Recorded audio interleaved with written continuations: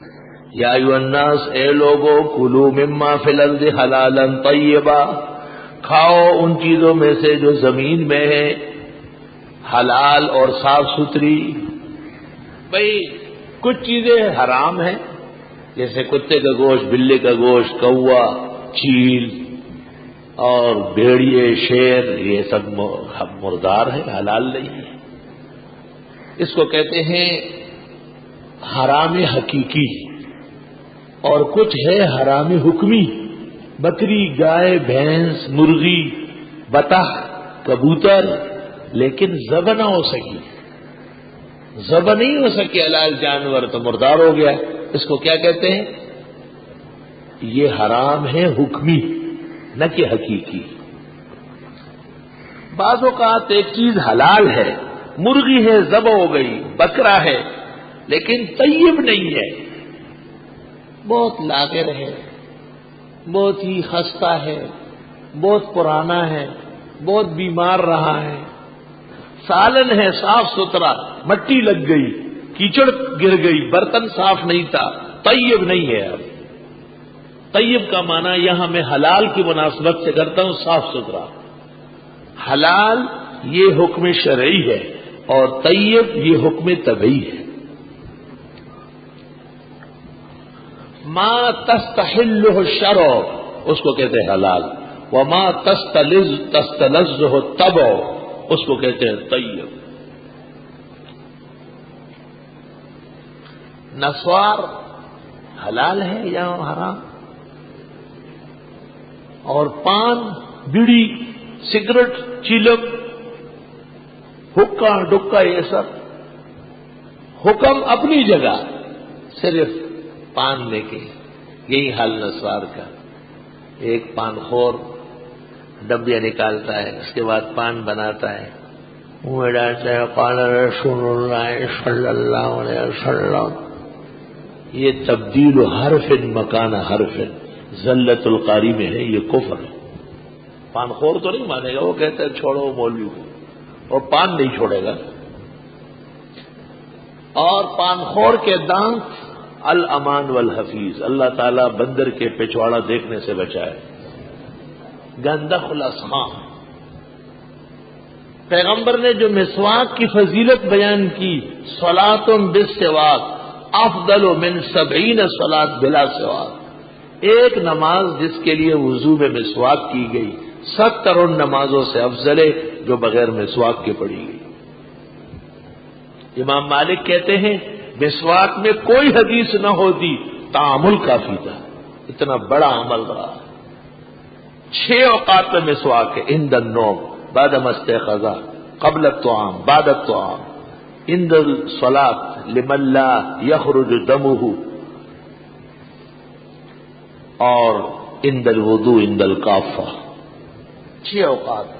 بذل المجہود، فتاوی ابن عابدین، فتاوی شام۔ اے لوگوں، کھاؤ ان چیزوں میں سے جو زمین میں ہے، حلال صاف ستھری۔ مات نسواری، ایک نسوار کھانے والا مر گیا، وَرُؤِيَ فِي الْمَنَامِ، خواب میں دیکھا گیا، وَآلَتُهُ فِي فِيهِ، اور اپنے آلے کو چوس رہا تھا۔ بریقہ میں ہے، بریقہ۔ یہ عبارت خواب تو ہو سکتا ہے، حقیقت نہیں ہے۔ یقیناً نسوار قبیح ہے، اور پان بڑی، یہی حال سب چیزوں کا ہے۔ ان سے علماء دین کو بچنا چاہیے۔ بعض طالب علم نسوار کھاتے ہیں، یہ وضو خانے کے اندر گٹھیاں پھینکتے ہیں۔ تو ایک محلے والا مجھے کہتا ہے یہ بکرے مینگنیاں دیتے ہیں، جو صدقے کے لیے بکرے آتے ہیں۔ میں نے کہا یہ صدقہ خوروں کی مینگنیاں ہیں، صدقہ خوروں کی مینگنیاں ہیں۔ ان کو کیا پتا ہے کہ یہ وہاں کی مینگنیاں نہیں ہے، یہ ان کی منہ کی مینگنی ہے۔ بکری کے تو پیچھے سے مینگنی نکلتی ہے، ان کا منہ اتنا ذلیل ہو چکا ہے۔ فخلا مانے پچو ورزائی، ذالک عذاب الادنی، اللہ نے دنیا میں عذاب دینا شروع کیا ہے۔ توبہ کرو، استغفار پڑھو، اچھی عادات اپناؤ، فوراً اس سے باز آ جاؤ۔ اے لوگوں کھاؤ ان چیزوں میں سے جو زمین میں ہیں حلال اور پاک، ولا تتبعوا خطوات الشیطان، چلنا نہیں شیطان کے قدموں پر۔ ارے بڑے بڑے کھاتے ہیں، ارے فلاں شیخ الحدیث صاحب کھاتے ہیں، یہ سب شیطان کا اکساوا، یہ شیطان آپ کو اپنے راستوں پہ چلا رہا ہے۔ انہ لکم عدو مبین، بے شک وہ تمہارا دشمن ہے کھلم کھلا۔ انما یامرکم بالسوء والفحشاء، بے شک وہ حکم دیتا ہے تم کو غلط اور بے حیا کرنے کا۔ سو مانا غلط، السو ما اساءہ الشرع، جس کو شریعت نے غلط کہا، اور فحشاء ما اساءہ العقل، جس کو عقل غلط کہے۔ وَأَن تَقُولُوا عَلَى اللَّهِ مَا لَا تَعْلَمُونَ، اور یہ کہ کہو اللہ پر وہ جو جانتے نہیں ہیں۔ وَإِذَا قِيلَ لَهُمُ اتَّبِعُوا مَا أَنزَلَ اللَّهُ، اور جب ان سے کہا جاتا ہے اتباع کرو ان احکام کا جن کو اتارا ہے اللہ نے، قالوا کہتے ہیں بل نتبع ما الفینا علیہ آباءنا، بلکہ ہم تو اتباع کرتے ہیں اس چیز کی جس پر پایا اپنے بڑوں کو۔ کون سے بڑے مراد؟ یہ ہمارے بڑوں نے یہ کیا، تیرا تو بڑا کس کو کہتا ہے؟ امام ابو حنیفہ تیرا بڑا ہے یا چھوٹا، اس کا دکھا۔ کنس قدوری والے علمگیری والے بڑے یا چھوٹے، ان سے دکھا۔ بخاری مسلم تیرے بڑے نہیں ہیں، تو بڑا صرف باپ دادے کو کہتا ہے۔ وہ کون سے دارالعلوم دیوبند کے شیخ الحدیث تھے؟ اولو کان آباؤہم، اگرچہ تھے ان کے بڑے، لا یعقلون شیئا، کہ جانتے نہیں تھے کچھ، ولا یہتدون، نہ وہ ہدایت یافتہ تھے۔ تو پتہ چل گیا کہ جو بزرگان دین عقل میں اور ہدایت میں اول نمبر ہو، جیسے ائمہ مجتہدین، ان کا اتباع ضروری ہے، تو آیت سے تقلید الائمہ ثابت۔ ففیہ دلیل علی ان تقلید المجتہد علی العام والخاص فی ھذا الزمان واجب۔ مشہور ہے کہ عوام پر تقلید ہے۔ شاہ انور شاہ فیض الباری میں اور زبیدی بلگرامی اتحاف میں فرماتے ہیں بعد کے زمانوں کے علماء عوام کے حکم میں، بعد کے زمانوں کے علماء عوام کے حکم میں۔ وَمَثَلُ الَّذِينَ كَفَرُوا، مثال ان لوگوں کی جنہوں نے کفر کیا، كَمَثَلِ الَّذِي، مانند اس شخص کی سی ہے، يَنْعِقُ، جو آواز لگاتا ہے، بما، ایسے الفاظ میں، لا يَسْمَعُ، کہ سنتا نہیں۔ ایسے جانور کو پکارتے وہ سنتا ہی نہیں۔ الا دعاء ونداء، مگر بلانا اور پکارنا، دعا بلانا، ونداء اور پکارنا۔ گدھے کو، خچر کو، گھوڑے کو، گائے بھینس کو آپ آواز دیں، ہاں نہ سمجھتا ہے، اس کے علاوہ کچھ بھی نہیں۔ مشرک بے ایمان اتنے بڑے قرآن اور نبی کے بیان کو کالعدم کرتا تھا۔ سم بکم عمی، دیکھو اعادہ موضوع جب ہوا ہے، مضمون سارا لوٹا دیا، سارا مضمون لوٹا دیا۔ سم بکم عمی، ہم سم ہم بکم ہم عمی، یہی بہرے ہیں، یہی گونگ رہے ہیں، یہی اندھڑے ہیں۔ فہم لا یعقلون، پس یہ عقل سے کام نہیں لیتے۔ یا ایھا الذین آمنوا، اے ایمان والو، کلوا من طیبات ما رزقناکم، کھاؤ صاف ستھری جو ہم نے تمہیں دی، واشکروا للہ، حلال کھانے پر اللہ کا شکر کرو، ان کنتم ایاہ تعبدون، اگر تم خاص اس کی عبادت کر رہے ہو۔ انما حرم علیکم المیتۃ، بے شک اللہ نے حرام کی تم پر مردار، کچھ جانور حقیقی مردار ہیں، کچھ حکمی مردار، والدم، اور خون بہتا ہوا، ولحم الخنزیر، اور گوشت خنزیر کا۔ علماء لکھتے ہیں خنزیر بجمیع بدنہ وباجزائہ، یا حت العظم و شاہ، یہاں تک کہ بال اور ہڈی سب ناجائز و حرام۔ وما اہل بہ لغیر اللہ، اور جو نامزد کیا گیا اللہ کے علاوہ اور کسی کے نام کا، یہ فلاں بابا کا بکرا، یہ فلاں درگاہ کی نیاز، یہ فلاں کی 11ویں، یہ فلاں کی منت۔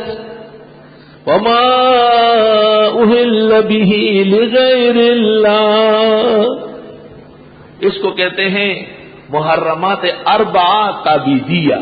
یہ 4 چیزیں تمام حرمتوں کی جڑیں ہیں، ساری حرمتوں کی جڑ۔ مردار، گائے بھی مردار ہو سکتی ہے، بکری اور مرغی بھی جب اللہ کا نام لے کر ذبح نہ ہو۔ خون ہی ہوتا ہے، انسان کا ہو یا حیوان کا ہو۔ سورۃ انعام میں ہے وَدَمًا مَّسْفُوحًا، اور خون وہ جو بہتا ہو۔ اور خنزیر، سور، وَلَحْمَ الْخِنزِيرِ، اور وہ جو خدا کے علاوہ کسی ولی یا نبی زندہ مردے کے نام کا نامزد کیا گیا۔ وما اہل بہ لغیر اللہ۔ یہ بھی یاد رکھنا کہ ہر حلال جانور میں 7 چیزیں حرام ہوتی ہیں۔ ہر حلال جانور میں 7 چیزیں حرام ہوتی ہے۔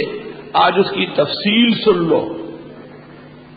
یحرم من اجزاء الحیوان الحلال 7، ہر حلال جانور میں 7 چیزیں حرام ہیں۔ نمبر 1 الدم المسفوح، بہتا ہوا خون۔ نمبر 2 والذکر۔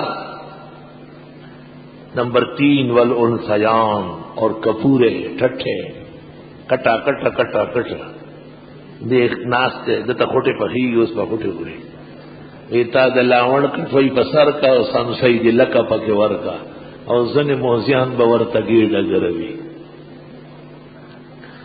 والقبل، اور والغدہ، غدود، والمثانہ، پیشاب کی تھیلی، والمرارہ، پتا، چینے۔ 7 ہو گئی نا۔ الدم المسفوح 1، الذکر 2، انثیان 2، 3، قبل 4، غدہ 5، مثانہ 6 اور مرارہ 7۔ بدائع الصنائع جلد 5 صفحہ 61، بدائع الصنائع جلد 5 صفحہ 61، فتاوی شام جلد 5 صفحہ 171،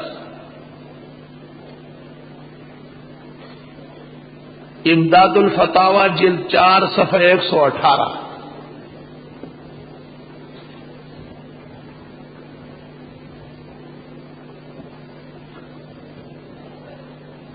یہ تو تفصیل ہے حلال جانور میں حرام چیزوں کی، اور وہ جو خدا کے علاوہ کسی بزرگ، فقیر، پیر، شہید، ولی، نبی کے نام پر جانور نامزد کیا جاتا ہے۔ شاہ عبدالعزیز نے فتح العزیز میں، شیخ الہند نے فوائد میں، شیخ القرآن نے جواہر میں، اور ان سے بہت پہلے ابن عابدین نے فتاوی شام میں، ابن نجیم نے بحر میں، اس کے بھائی عمر ابن نجیم نے نہر میں، اور تمام معتبرات نے۔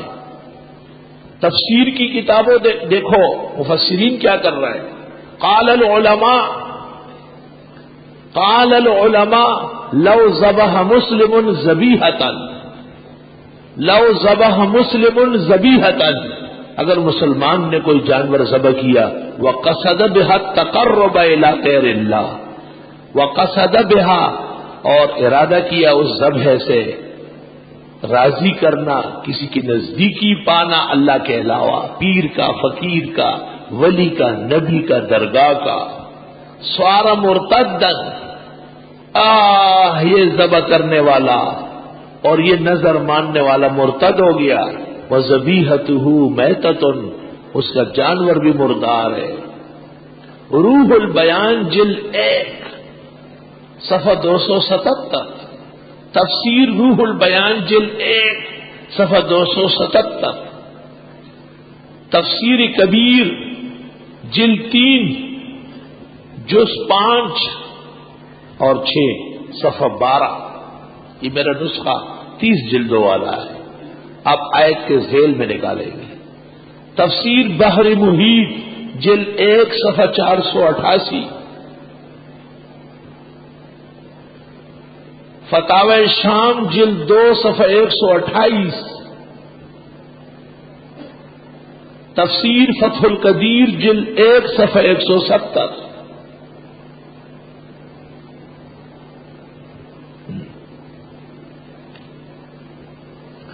ان تمام کتابوں میں اور ایسی سینکڑوں اور ہزاروں کتابوں میں یہ مسئلہ مصرح ہے کہ اولیاء کرام بزرگان دین کی درگاہ و مزارات اور ان کی خوشی اور خوشنودی کے حصول کے لیے نظر و نیاز حرام قطعی ہے۔ اندیشہ ہے کہ نظر ماننے والا ایسا کافر مرتد ہو جائے اور اس کا ذبیحہ بھی مرتد کا ذبیحہ ہو۔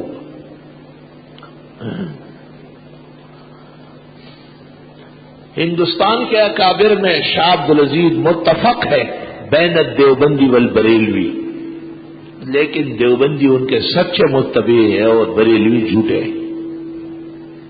بتاتا ہوں، شاہ عبدالعزیز نے اس آیت کی تفسیر کی، وہ شیخ الہند سے 100 سال پہلے ہے۔ شاہ اسماعیل کی شہادت کے 50 سال بعد دارالعلوم دیوبند کی بنیاد لگی گئی۔ مولانا شاہ عبدالعزیز فوت ہوئے ہیں 1239 میں، شیخ الہند فوت ہوئے 1339، 100 سال کی مساوت ہے۔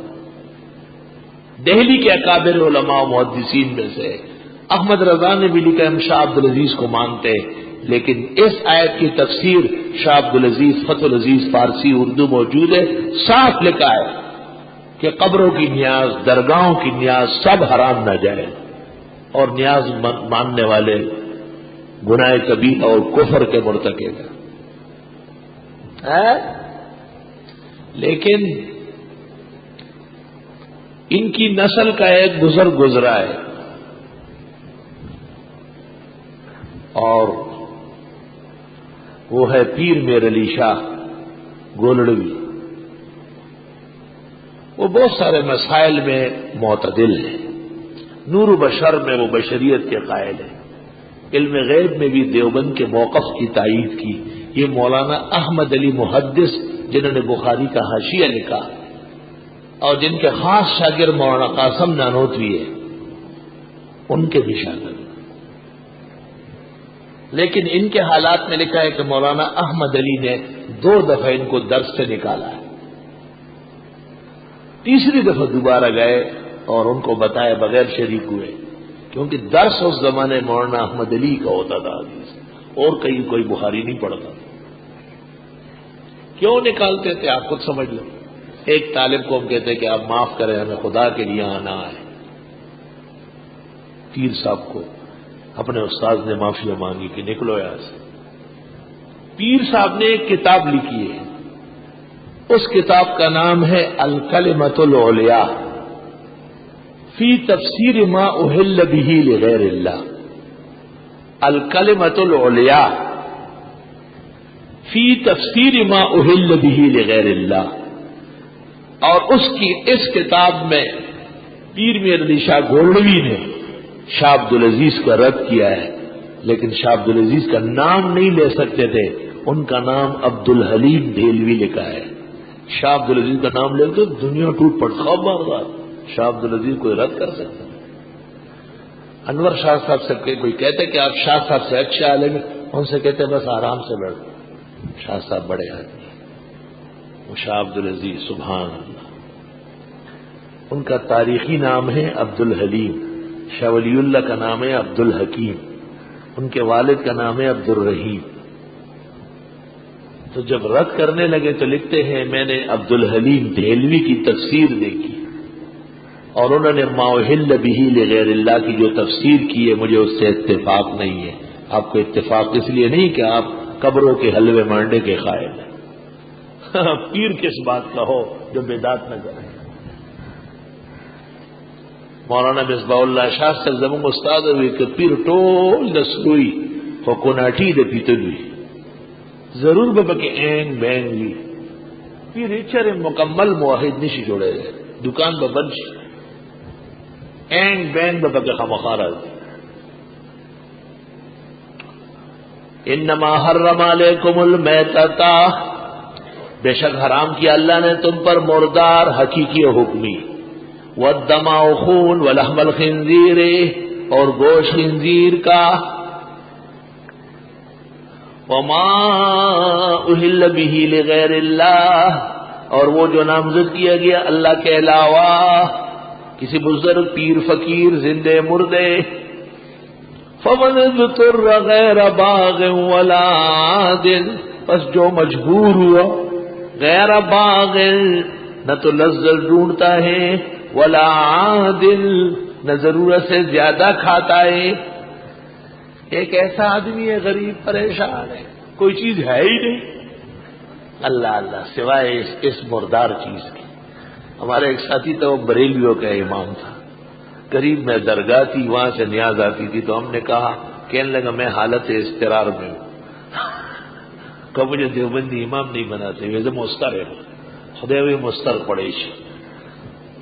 فمن اضطر، جو مجبور کیا گیا غیر باغ، نہ تو متلاشی لذت ہے، ولا عاد نہ ضرورت سے زیادہ کھائے گا. یہ ہمارا ترجمہ ہے حنفی موقف کا، حنفی موقف کا. اور امام شافعی کے مسلک کے مطابق ترجمہ ہے غیر باغ، نہ تو باغی ہو، ولا عاد اور نہ حد شرعی سے تجاوز کرے، یا یہ کہ بار بار کھانے والا ہو. کیونکہ امام شافعی کے نزدیک سفر معصیت مبیح رخصت نہیں ہے، سفر معصیت مبیح رخصت نہیں ہے. والمسألة طویلۃ الذیل فی کتب الفقہ ومعادنہ. فلا اثم علیہ، کوئی گناہ نہیں اس پر. اللہ اللہ، ان اللہ غفور الرحیم، بے شک اللہ بخشنے والا رحم والا. سن لو، یہ چیزیں بددستور حرام ہے، لیکن اس شخص کو گناہ نہیں ہوگا جو مضطر ہے، پریشان ہے، جان جا رہی ہے. علماء نے استدلال کیا ہے کہ سخت قسم کی ضرورت کی دوائیوں میں، انجیکشنوں میں بعض چیزیں خلاف شرع استعمال ہوتی ہے. مضطر کے لیے جب ڈاکٹر اور مفتی حکم کر لے کہ اس کی جان بچانے کے لیے ضروری ہے، استعمال جائز ہے.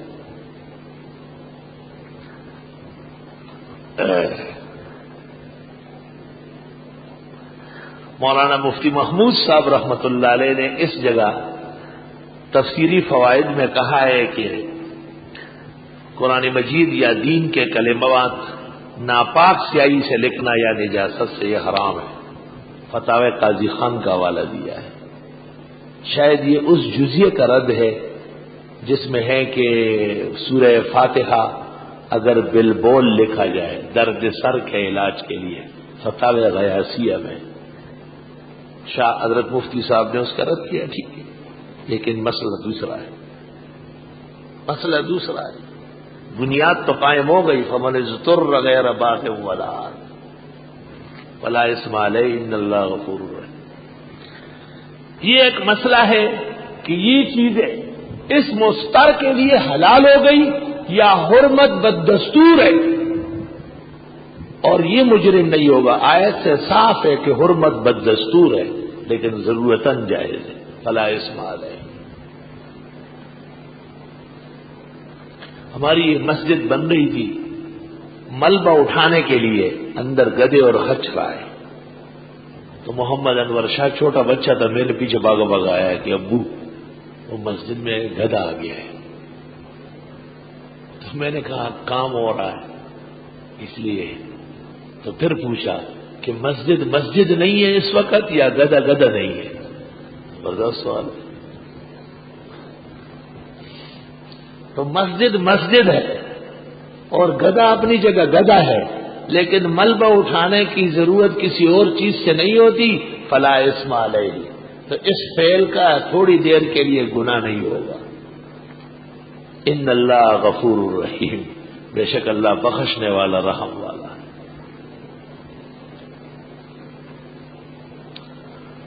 ان الذین یکتمون ما انزل اللہ من الکتاب، بے شک وہ لوگ جو چھپاتے ہیں وہ مسائل جو اتارے اللہ نے کتاب میں، چھپاتے ہیں، وَيَشْتَرُونَ بِهِ ثَمَنًا قَلِيلًا، اور لیتے ہیں اس کے بدلے میں قیمت تھوڑی، اولئک ما یاکلون فی بطونہم، یہ لوگ نہیں ڈالتے ہیں اپنے پیٹوں میں الا النار، مگر جہنم کی آگ، ولا یکلمہم اللہ یوم القیامہ، باتیں نہیں کرے گا ان سے اللہ قیامت کے دن، ولا یزکیہم، انہیں ان کو پاک ہونے دے گا، ولہم عذاب علیم، ان کے لیے عذاب ہوگا دردناک۔ پہلے حرام بتائے، پھر حرام خوروں کی سزا سنائی۔ اولئک الذین اشتروا الضلالۃ بالہدی والعذاب بالمغفرہ، سورۃ بقرہ میں اتنا تھا، اولئک الذین اشتروا الضلالۃ بالہدی فما ربحت تجارتہم وما کانوا مہتدین، یہاں فرمایا یہ وہ لوگ ہیں جنہوں نے اختیار کی گمراہی ہدایت کے بدلے میں اور عذاب کو مغفرت کے بدلے میں، اس کو کہتے ہیں مضمون بترقی، مضمون بترقی۔ فما اصبرہم علی النار، کس چیز نے ان کو صابر بنایا جہنم پر، اتنے دلیر کس چیز سے؟ ذالک بان اللہ نزل الکتاب بالحق، اس لیے کہ اتاری اللہ نے کتاب برحق، وان الذین اختلفوا فی الکتاب، اور بے شک وہ لوگ جو اختلاف کرتے ہیں قرآن میں، لفی شقاق بعید، دور کے اختلاف میں ہے۔ 100 آیتوں کے بعد 76 آیات میں رسالت کا مسئلہ بیان ہوا، اور اس پر شبہات جو وارد تھے وہ سب کے سب دفع کیے گئے، اور موضوع کا اعادہ کیا گیا، اور محرمات میں تفصیل کر دی گئی، خطاب عمومی یا ایھا الناس، خطاب خصوصی یا ایھا الذین آمنوا کے ساتھ۔ 176 آیت کے بعد 177 آیت سے مسئلہ جہاد فی سبیل اللہ شروع ہوتا ہے۔ جہاد فی سبیل اللہ، اس کے 3 مرحلے ہیں۔ پہلا مرحلہ ہے مجاہد کی تربیت، وہ یہاں ہے۔ دوسرا مسئلہ ہے مجاہدین کا کفر کے ساتھ جھگڑنا، وہ آل عمران میں ہے، بدر و احد، ابتدائی 2 غزوات۔ تیسرا مرحلہ ہے فتح کی صورت میں تقسیم غنائم انفال، شکست کی صورت میں ثابت قدمی کی تلقین اور قواعد، سورہ توبہ۔ یہ قرآن کی شان ہے، فصاحت و بلاغت ہے، کسی مسئلے کو اٹھاتا ہے تو انتہا تک پہنچا دیتا ہے۔